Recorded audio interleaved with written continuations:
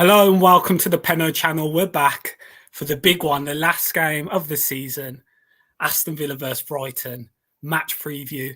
Again, I'm joined by my bro here. Yes, bro, ads, welcome back after the other day. You good? Yeah, I'm good, boy. Thanks for having me on again. And we're both gassed. It's massive. It's a huge one. The big game, Europa Conference League qualification.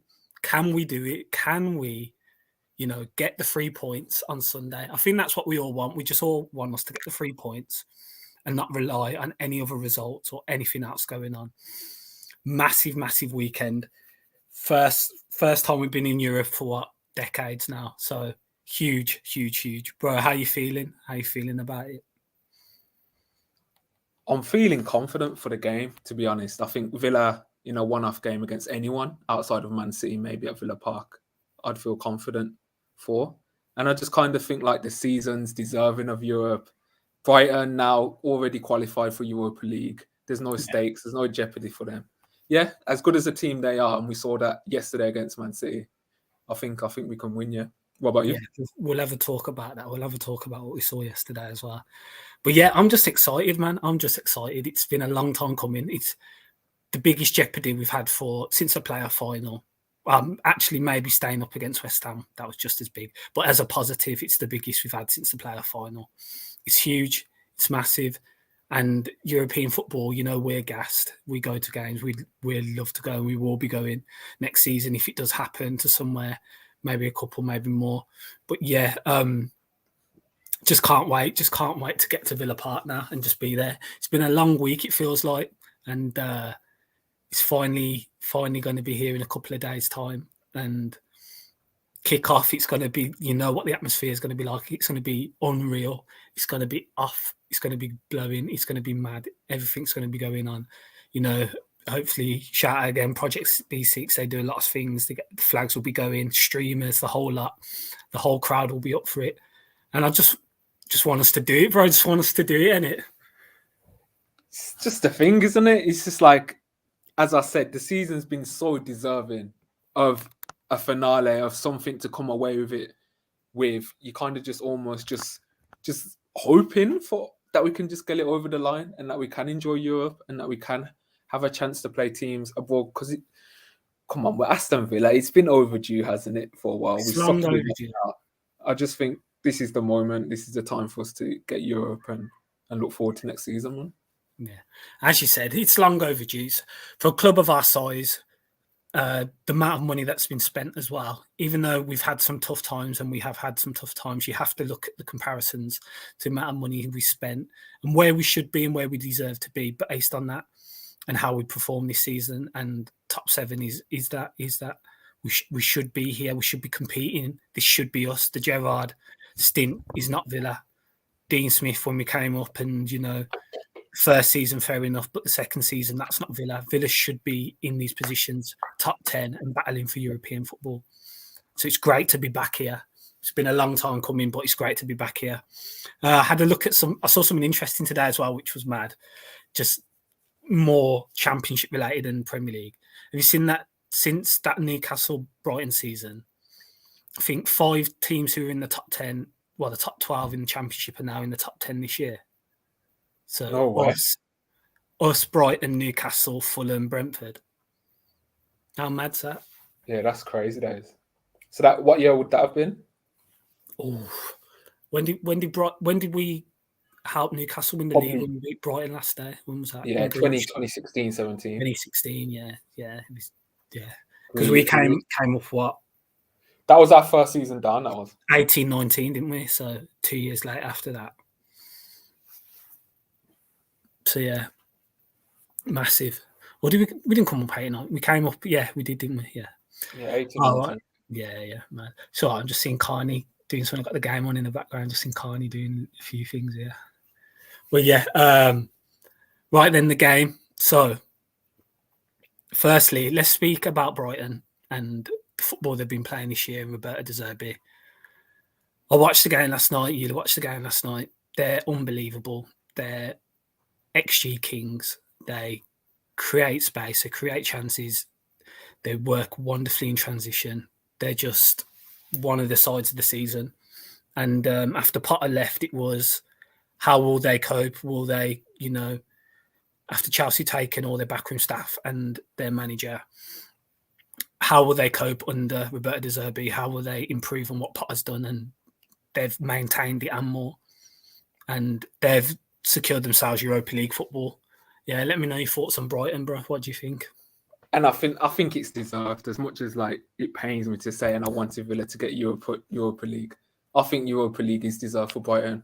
I think I agree with everything that you said, really. Like, their football's unreal, the way they create chances, the way they build up from the back, the way they use their goalkeeper in the play. Yeah, I think Potter did lay the fundamentals. I don't think De Zerbi would have had this much success with his players had Potter not been there laying the groundwork for 2-3 years. I mean, the players were already used to building from the back, a possession-based style of play. So there would have been things that they would have been able to transition to play De Zerbi's ball a lot easier. Yeah. But having said that, De Zerbi is still improved them. He's still got them doing different kind of things, and their confidence they're playing was just unreal to see, man. That's the one thing. If I look at that game yesterday, Pep brought on a CB and a left back. Like, he was trying to contain the game and see out the 1-1. Like, yeah. So, yeah. United have just scored. But yeah,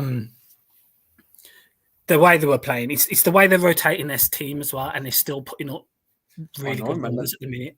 Van Heck started to come into the team, and Sisso weren't starting a few months ago. You've got Bueneta as well. He started to come into the team. Caicedo's gone to right back. They've just got Jason Steele come into the team. It was Sanchez for most of the season. Jason Steele came in like what 9 games ago or something like that. It's just ridiculous how it's mad. Every lineup they upload is another Google search. Yeah. That's how it feels, man. It's just like, who's this region that's going to cost 60 million in a couple years? And that's how it feels nowadays with them, man. I saw a fire come on the other day. I think he's a defender, 20 years old, never heard of him, just come on. Yeah. It's like, that Australian guy that came on as well, the Grealish lookalike. Yeah. Newcastle. Yeah. It's crazy. It's crazy how they do it. And it is the model to follow. Even though I think Tony Bloom's AI generated, I couldn't believe that he's a real person when I saw him yesterday. Oh no, man! Like, they couldn't get him some stilts or something. Like, that was. Yeah, it didn't look real on the screen, but he's a fantastic owner. Yeah, he's good. And he knows what he's doing, man. You get that security that you just know. It's like they could even lose De Zerbi, and I think I'd just trust them to find a new manager that would be as good. It's interesting, man. Yeah, if you're going to run a football club, they're one of the standout candidates of how you go about it. That's for sure. Especially if you're starting from a lower league. They're one of the pioneers at the minute. But anyway, forget about Brighton. How do we cope with them and how do we deal with them? We already have done this season. Super Unai.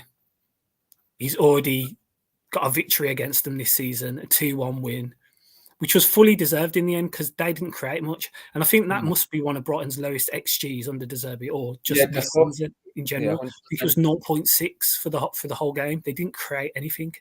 And it was a tactical masterclass from Unai Emery in that sense. And if you look at their goal, it came from our mistake in the build. Exactly. And we got retribution with that with Douglas. McAllister obviously caught Dougie on the ball first, but then Dougie caught McAllister on the ball when we equalised. Yeah. Or when we took the lead, sorry. So, yeah, we played fantastically. And for such an early game in Unai Emery's tenure, it was a victory that shocked a lot of us at the time. Not having, the Man United game had already shocked us, but that was a real test going away to the Amex. Even though we have a decent record there, it was a Brighton side who were in good form, and we just nullified them. We nullified. And if you remember as well, we was without Bailey and Watkins for that game. So yeah. Even then, going into it, I think I would have taken a draw. Exactly. I think that was the first game McGinn caught our eye again. I think because he made that run for the penalty. Remember? Yeah, he did well for that penalty. He did. He made that forward running behind the centre backs and got in. Sanchez brought him down. So yeah. So how do we go about it then? Is it going to be a similar style this weekend? Do you think? I think what's going to be interesting to see is what team Brighton go with. First of all, whether they're going to play players that they'd normally play, or if it's going to be complete rotation, giving other players like time to play. But for Villa, I think we're going to see a similar team to what started against Liverpool. Obviously, Digne will be starting with no Moreno. I think he might go Cash again, maybe. That'll be interesting to see who he goes with there. I do think Bailey will start again. And then it's the question about, will Buendia start? What do you reckon? I'm not so sure he will. I don't think he will again. I don't know. We'll get into the time a bit because I'm not too sure. That position's just, it's Bailey or Buendia, isn't it? And I don't know. He likes Bailey a lot, and I don't think I can see Emery dropping McGinn. Yeah, so I'm just thinking really with the spaces Brighton are going to leave. I mean, for all the flaws that Buendia has, he can turn, he can find the space when it is on. I'm thinking, I wonder if Emery's like weighing that up, thinking maybe I should start Buendia. Maybe I might need him to pick up the ball between the lines, find the spaces that Brighton will leave, because they will leave them when they go forward. They're an attack-minded team, but we will find spaces. Yeah, that'll be interesting, I think. Yeah, so do you think we'll play similar to the Amex, or we'll play how we've been playing at home and change it up? And how did you think we played at the Amex? So I thought at the Amex, how we played was we were in control without having the ball. I felt like we had the early mistake. We were trying to play with the ball, but we didn't have that much possession that game. It was more that we played that 6-2-2, 4-4-2, and we just restricted the space. They couldn't get out wide, and they couldn't beat us in transition because we were kind of setting up deep and then catching them on the break. In our home games recently, that's not how we've played at all. Even Spurs, we played high, we dominated the ball. We took the game to them, and they couldn't cope with us first half. It'll be interesting to see if we do that to a side like Brighton, who I think they thrive under that, to be honest. I think they play well under that, and if you apply the pressure to them, because they're so good in transitions. So it'll be very interesting to see if we do go that way, which is, I think, is the right idea to do, but it's about whether it works. But you're the home team, you're going for Europe, you've got to win. It is the right thing to do, to be on the front foot. But Emery can be very pragmatic, and he'll have done his research, he'll have gone into it, and it'll be interesting to see how he does want us to operate in that game. It's timing, isn't it? It's probably knowing when to high press, when to sit back, and trying to get that balance right, really, to try and hurt Brighton the most, I guess you could say. I mean, I watched Brighton against Arsenal away, and Arsenal, I thought, despite the fact they lost that game in the first half, Brighton turned the ball over a lot. Like they're not an invincible side that never fail from the build up. Like you can press them, you can jump on their passes, you can force Colwill to go long, and you can give the ball away high up the pitch. It's about whether you can punish them when they do lose the ball. Well, so yeah, man, it's going to be interesting how the crowd reacts as well, because I know Villa fans at times we can be impatient, we can want the ball. So if we're pressurizing them to go up, and it's what Brighton want us to do, then that will be quite interesting to see. But yeah, man, apart from that, I do think we can get out of them. I agree. You won a game like the Newcastle game, where there was real angst just before kickoff, but once the game started, it was all guns for 90 minutes. Probably the best 90 minutes we played this season. No, not even probably. It was the best 90 minutes. To control a team who've just got Champions League for the whole game, absolutely ran riot. And you want that to happen this Sunday. You want us to be on the front foot from the off and dominate the game for 90 minutes. I feel like though where Brighton and Newcastle differ, Brighton play more like a Klopp Liverpool side, where it would just be instantaneous press, fret. They're not as much of a build-up from the back sort of side. They try and play in your half, whereas Brighton's a bit different. They're happy to keep the ball in their half until they find the right opportunity to create an artificial transition from us pressing on them. Yeah. So they might not even come out. And they might let us have the ball. And it's about when we get the ball back off them, when they've committed, we have to punish them. That's how I see it. I think their first 2 or 3 passes will show like maybe how hungover they might be from these Europa League celebrations. I hope the Zerbi's taking them out, man. San Carlos somewhere, you know what I mean? I mean, did you see their celebrations in the dressing room? I was just like, you know what? Carry that on, man. Come on, celebrate. You got Europa League, man. Keep celebrating till Sunday. That's fine by me. Let the drinks flow. Let the drinks flow. Let them go. Let Bonetta get the Argentinian steak in, you know what I mean? McAllister as well. Have a nice barbecue, few beers. You know, the weather's going to be nice tomorrow as well. Martinez. Yeah, you want him to be celebrating. You Martinez really is tell McAllister, just relax. Relax. Just relax. You've had your home game. You've done your job. Yeah, you're leaving them anyway, man. Leave peacefully now, you know, and you can go comfortably. Just let us get into Europe as well, because it's a wonderful season, isn't it, for McAllister and players like Martinez. If we do get European football, and a Julian Alvarez as well to win a World Cup and then do well for your club side. Those players have had great seasons. Yeah. But yeah, before we go into what we think the lineups will be, just a few messages in here. So Sophia Football Talk says big up Sophia.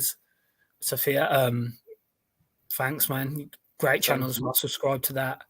And then Lookman Yunus Singer goes, hi everyone, big up, #Levy out. So obviously a Spurs fan always, you know, trolling, you know. Spurs fans are fed up, man. They lost another manager target today, man. Like, so the slot news, you saw that. Yeah, they're fed up. Who do they go for? Go on. There's links to Potter now, aren't there? Which I think will be a great fit, personally. I think that's a great fit for them.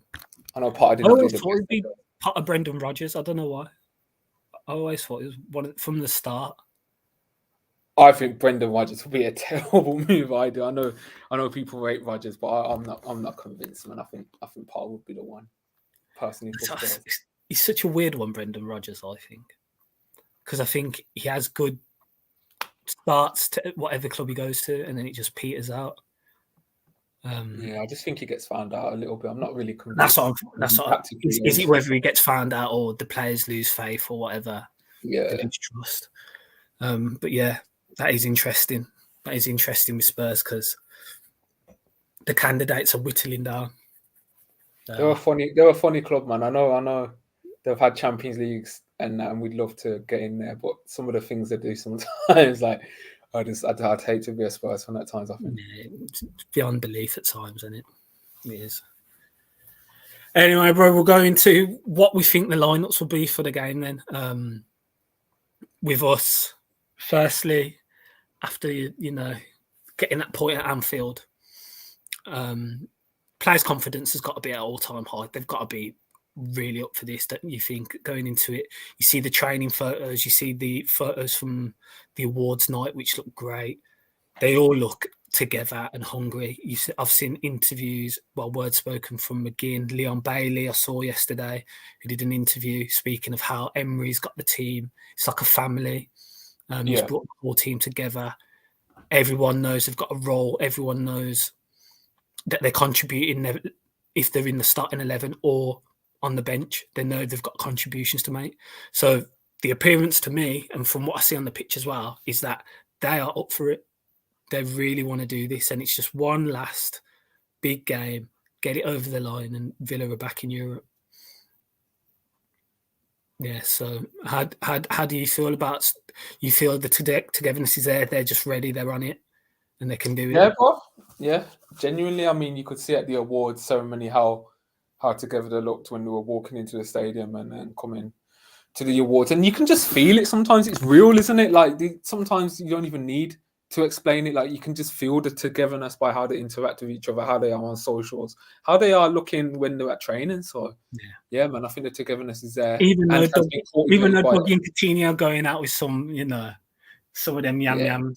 They're just enjoying them. They're just enjoying Brazilians stick together, don't they? I mean, like even Brazilians would stick together with Villa fans. Like, you know what I mean? Like even Blues and Villa Brazil players would go out together. You know what I mean? Like that's how it is. I don't know what the first word you said was, but yeah.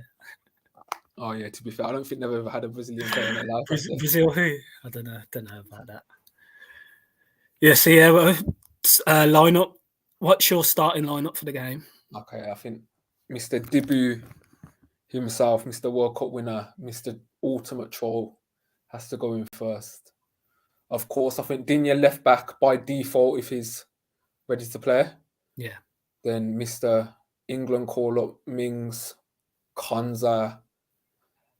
Oh, this one's tricky with Cash and Young. I thought Cash played okay against Liverpool, but Young has been solid. It's whoever's going to be used to deal with Mitoma. Could that be a big factor? Yeah. If he feels Young is better to deal with Mitoma. I do remember Cash did play in the reverse fixture, and he did do well. To be fair, I remember he was pressing them well, and he was recovering the ball. Yeah. So I'll say Cash. Yeah. And then what midfield? Yeah, just your 11. Yeah, so then Luiz, Kamara, Ramsey. Oh, this is tough, man. It's tough. It's weird because I kind of want Buendia to be on the pitch to find the spaces to help us progress. And I almost want like Bailey running into the space because he's pretty much one of the best things that he does when he does find space. If you remember the Leeds game on transition, if you remember Everton in the season before, I know Bailey can be frustrating, but he's quite good at attacking space like that. Obviously you can't drop McGinn. I feel like I changed my mind. Yeah. I changed my mind. I don't think Bailey might not start actually. I think he might go Buendia and McGinn. Yeah. It's as I said, I think the whole squad know it's a team game. Now they all believe it.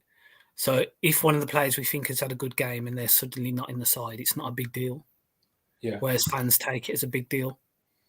So if a McGinn or a Ramsey or we do find not a Douglas Luiz, obviously he's controlling him. But if you find a McGinn, a Ramsey, a Bailey, a Buendia is not playing, they know that they're fully in on it anyway. They're happy to do so, and they want to come on and contribute once they get onto the pitch. Yeah.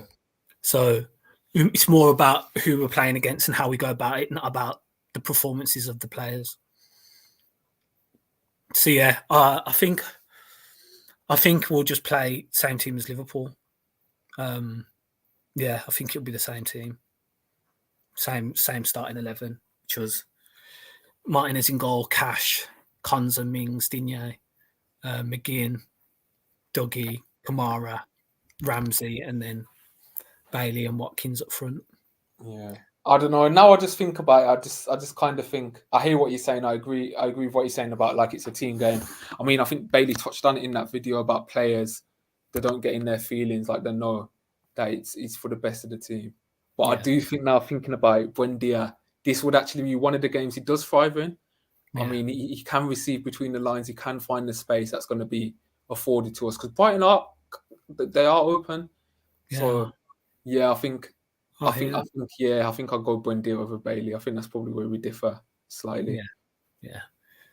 It's just if we are playing Buendia in that position, we just got to get past him, so he can find players he can play off them.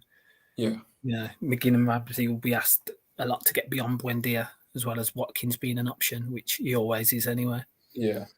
Are you worried about Watkins not scoring in his last 5 or 6? Is that a worry? No, I wouldn't say worry. But I think with Watkins, as long as he's getting a chance to score, I'm never really that fussed. You know how I feel about strikers. I don't think missing chances is inherently a bad thing. I'd rather my striker miss 3 chances than completely ghost the game and then it just not be remembered. Like that's where it's more worrying. What I would say about Watkins is his link-up play still looks okay. His combination play is fine. He's still being an outlet. He's still running channels. So no, not really too worried about Watkins. That's the thing. It's a great point you make there. It's the thing, with strikers who score a lot of goals, they're usually the ones that miss the most big chances as well. Yeah. The most chances because they're always getting into great positions. That's how they score so many goals. And I think that's one thing we sometimes forget. If you look at the most chances missed or the most big chances missed, it's usually the player who's the top goal scorer. I'm sure Haaland's right at the top of that. Yeah, I think it is Haaland and Tony and Salah all up there. So so exactly. And Watkins up there as well. Yeah, exactly. Well, it is funny though. It is. A lot of people saying about his baby's been born and then he's just falling. Right, there might be something in it. They're saying Ollie needs to That's it. Call it a day. Yeah. Just you're done now. You're done. Have a good Retire. night's sleep now going forward. And Trust. okay, cool. So yeah, we don't know how Brighton are going to set up. It's all up in the air. Do they care? Don't they care? I'm sure they'll want to make it, competitive in the sense that it's a Premier League game. But do they really want to go for it? Or They do they can't want catch to, fifth do they now, want can to they? see another team outside in the so-called Big Six not make it into European football? Yeah. What you mean on And one Spurs? thing everyone's forgetting is go watch for Brentford. Yeah, this is a great point. I guess Go I watch guess for my Brentford. mentality more is we have to treat it as a must-win game. So I It haven't is a really thought must-win about the game, yeah. possibility of us drawing and looking out for results. But you are right, Brentford still have a chance, and their fans believe. I was looking at a post from a Brentford page the other day, and their fans genuinely believe they've written out like what they need to happen, and they think they will beat Man City. So And they can believe because that club's made them believe. yeah, It really has. That club has made them believe, and Thomas France made them believe. So they have every right to believe. But so do we. We have every right to believe as well because of what Unai's done this year and the position we're in. Spurs, not so much. no. They go to a lead side who need the 3 points. They must get the 3 points, otherwise they're relegated. So yeah, Yeah. it's It would be nice if we are at half time and we're not really having to check the scores too much. Like we're already up and we can not relax a bit, but we've got our own comfort. But yeah. Anyone in the FPL, Rashford's coming on, so if you're looking for them Trippier points, it's not happening. But yeah. What happened to Andy? He didn't even look that serious then when he went down. It looks like he's been stretchered off. Man. Yeah, it looks But serious. yeah, I will touch back on Brighton. We actually have a really good record against them, which surprised me a tiny bit. I knew it was good, but I mean, we're Really unbeaten in our last 4 games against Brighton, and we've won 5 out of the 8 games since promotion. I think one of them games included a League Cup away result there. I think it was 3-1 we beat them. So yeah, we got a good record. We won 5. We drew the Grealish goal. That Dougie assist, Grealish left foot. Oh, what a beautiful goal that was a great goal. Yeah, we drew 0-0 when Martinez put in a world-class performance, as he does always. Have they not beat us since we come up? Yeah, they beat us 2-1 in the lockdown season. Oh, it's the Sully March foul on Trezeguet. Yeah. That one, yeah. Even then, you could have. Yeah, so that's it. Like, you remember even Gerrard's tenure? You remember the Watkins, his first game? The Watkins strike, his first win. That was it 2-0? 2-0, yeah. Mings scored after as well. Mings scored the right foot with the open goal. Yeah, we somehow 2-0 last year away. Watkins again. We just get good results. Yeah, man. Like I bigged up Graham Potter earlier saying he'd be good for Spurs, but the fact he couldn't score against Steven Gerrard's a bit. I think Gerrard won 4-0 on aggregate overall. No, you have to question yourself as a manager if you didn't score against Steven Gerrard, Aston Villa. I know, man. That's some deep reflection, that is. I know. And when we do the end of the season review, we'll have to be looking at that start and have to look back at how bad it was. That's fine. Because I think we've all forgotten about it, which is beautiful, but it was dark times. It was dark times at the start of the season, especially after the first game against Bournemouth. So, yeah, crazy. Right, so score prediction, or we're not doing predictions because we don't like a prediction really, do you? I don't mind. It's up to you. If you want to drop one, what do you think? Yeah, I'll say 2-0 Villa. 2-0 Villa. Scorers? I'll go Ramsey to open it, and then Ashley Young to come on and score for the culture. Ashley Young to score? For the culture, why not? Possible last game? That would go absolutely. For the culture, why not, man? That would go. An absolute cut inside. So he's come on left back. Ball's come back to him. He's cut inside and absolutely whip one top bins. Yeah.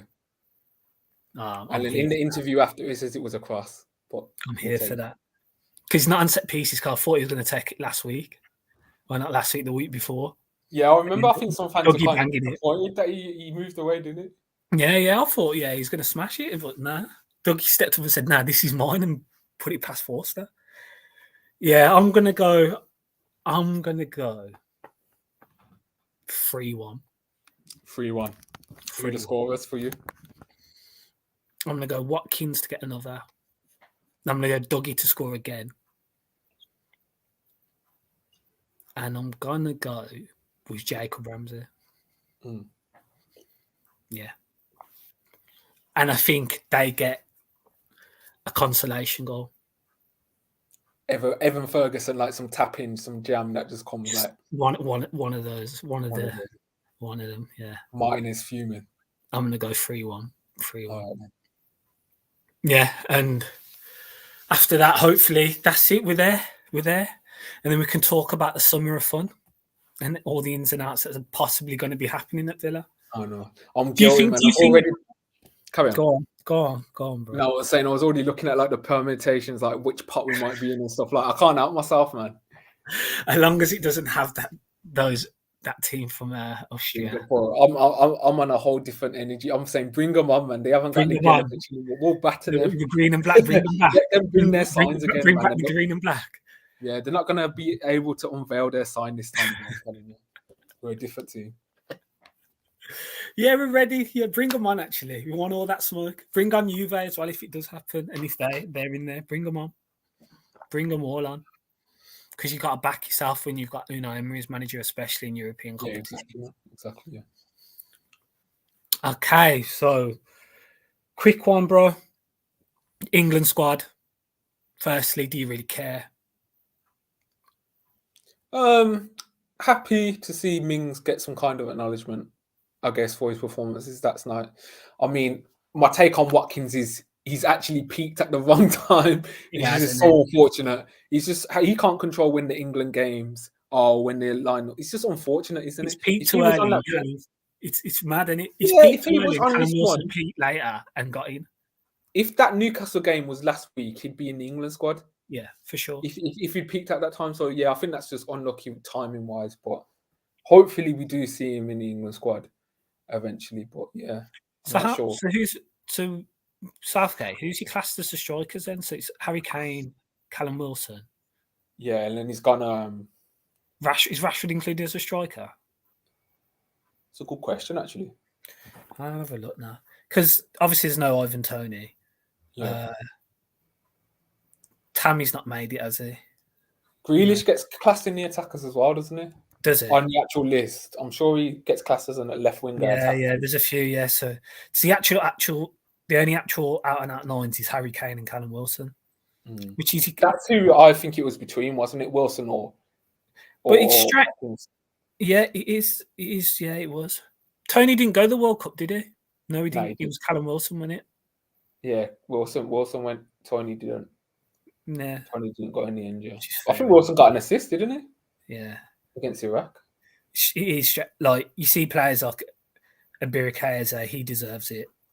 Oh yeah, that was an interesting. That's a deserved call up. I think he's really stepped up. But when you see, Harry Maguire's, Calvin Phillips, Conor Gallagher's. Yeah, I think the first two. Even Maddison's form's dropped off a cliff. Yeah. I think the first two I can kind of understand because they do play well for England. But Gallagher, I mean, come on, like he's having a stinker right now. It's just you're not going to pay a lot of money to go and watch Gallagher play football, are you? Really? No, it's just one of them ones. You're not at all. Has Bruno just dived for a pen? Nah, I think Fofana. He's dived. No, he's dived.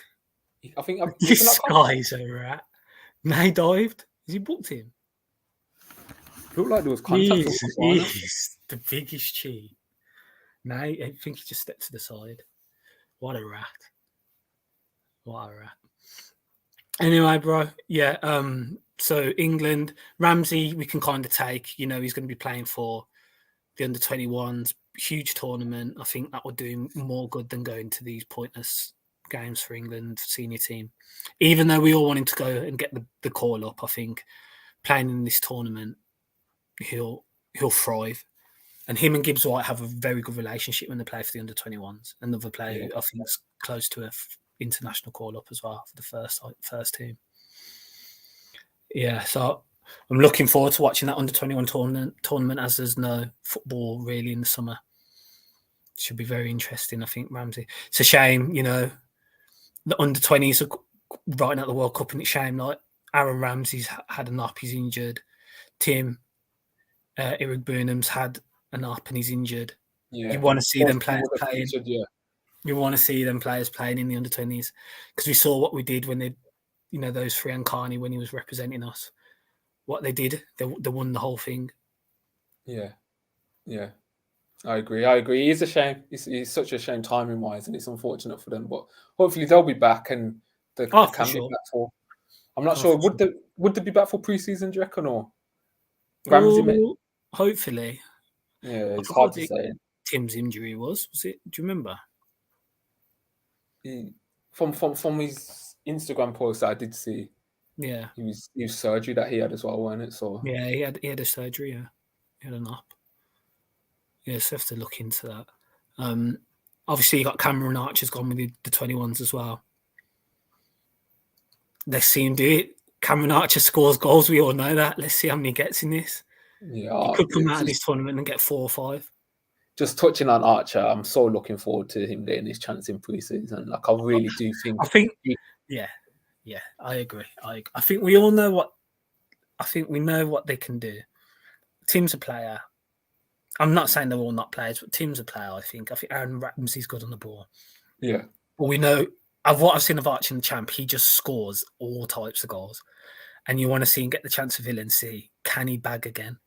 Because we've seen it in League Cup, Barrow, Chelsea. Just let him have a chance. Just let him have a chance in that starting 11, and let's see what he can do. and touching on Archer again, even when I watched the Brighton game back away, I think it was earlier this year.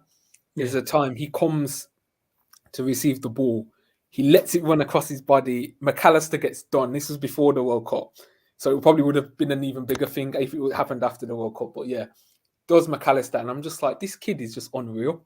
Yeah, I mean, like, he carries on with the ball, and if Dendoncker would have found him again, he was through on goal. So yeah, well, I think he can do his it finishing abilities of the highest order. It's unreal.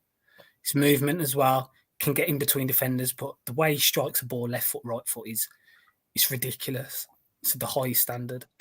Just needs his chance, doesn't he? Really, Just needs a chance. Just needs a chance. That's all. in the summer All we season. ask. That's all we ask, and I'm sure he will. Right, but anything else on the agenda? Anything else you've got?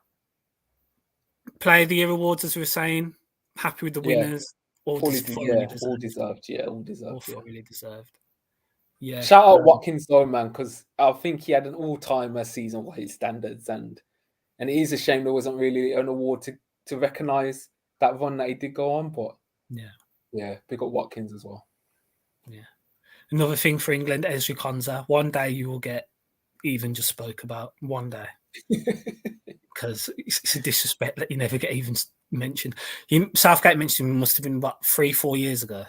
I remember he did one interview in Ezri's name. It might have been when we had, so not even 3-4 years ago. It would have been Smith's our second season up. That first, the first half where we were flying, where we got so many clean sheets. Martin broke the record, equaled the record. I think he did get a mention from Southgate. I do remember him doing an interview, but since then, not even a whisper. Big up Ezri, man. Hopefully, if he continues to play as well as he's played under Emery, then he will get his England call up eventually. Yeah, but we appreciate you, Ezri. Villa fans appreciate you. So we really do. You're a quality player. Quality player. All right, bro. Well then, few more sleeps, and then we shall be there. Merry. Probably had a few ready to go, ready to cheer the team on. And no doubt, I think we'll do it. And we'll be playing in the Conference League next year. And finishing 7th is just ridiculous. It sounds so mad. Sometimes I check myself when I'm looking at the table. I'm just like, what? How are we there? Because it's been so long, but it shouldn't feel like that because with Villa, we shouldn't feel like that, but it does. It feels because of what we've been through for the last what, 6-7 years. Yeah, it's special, and let's just hope we can do it. That's all the confidence, man. Come on, up the Villa. Up the Villa, man. If you can like, comment, share, and subscribe. If you enjoy the content, if you like what we're saying, leave a comment. Much appreciated. If you can subscribe as well. You know, more content will be coming throughout the summer. We're going to be doing a lot more things. We're going to be having a look at the squad. That will be one. Seeing who we think should go, who we think should stay. And just many other things. We'll be doing transfer rumours, etc. The lot, talking about players who should come in. Yeah, thanks again, bro, for joining me. Thanks again for having me on, man. No problem. And yeah, cheers, like Villa fans. Up the Villa. Hopefully, that time after 6:30, we'll be in the Europa Conference League, and we'll be there and be celebrating. Also, don't run on the pitch. That's all I'm saying. Yeah, no running on the. We're better than that, man. We're bigger than that. No running on the pitch. I don't want to see no one on the pitch. Champions League, I'd get it, but not conference. I saw Brighton and Newcastle. Neither teams ran on the pitch, so I don't want to see it. But anyway, up the Villa.